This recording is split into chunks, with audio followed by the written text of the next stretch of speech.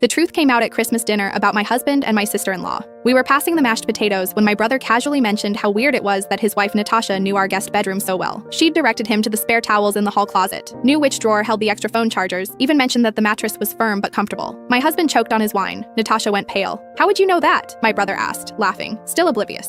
The table went silent. My mother-in-law stopped mid-bite. Dad set down his fork carefully, the way he does when he knows something terrible is about to happen. I felt cold. That guest bedroom had been my husband's home office until 6 months ago when he suddenly decided we needed to convert it. He'd bought all new furniture, expensive mattress, blackout curtains, said he wanted visiting family to be more comfortable. "Answer him," I said quietly. Natasha's eyes filled with tears.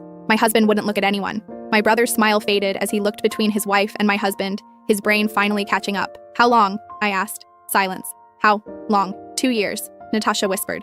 My brother stood up so fast his chair fell backward. "You've been sleeping with my sister's husband for 2 years? In their house?" The affair had started at my son's birthday party. They'd both gone to grab ice from the garage freezer. By the time the cake was served, they'd exchanged numbers. For 2 years, Natasha would come over for coffee while my brother was at work. My husband would leave his office door unlocked. They'd spend hours in that converted guest room while I was teaching 4th grade across town. My brother was screaming now, his hands shaking. My mother-in-law was crying, repeatedly saying, "Not in this house. Not in this family." Dad just sat there, looking at me with this expression I'd never seen before, like he was waiting to see what I'd become. I stood up, walked to the guest bedroom, and opened the nightstand drawer. Inside was a jewelry box I'd never seen, a delicate gold bracelet with an inscription, "For my Natasha, eternally yours."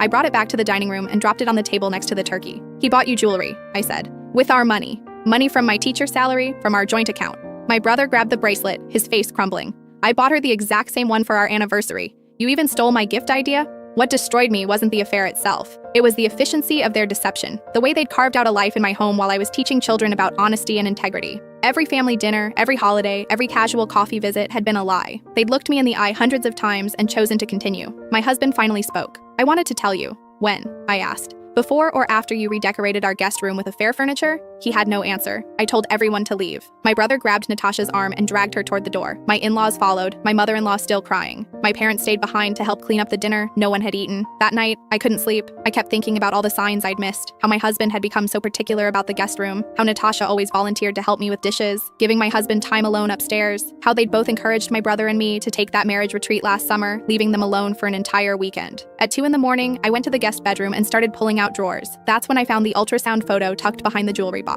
8 weeks along, dated from last month. On the back, in Natasha's handwriting, "Our future." I couldn't fit what happens next in this short video. Watch the rest down below.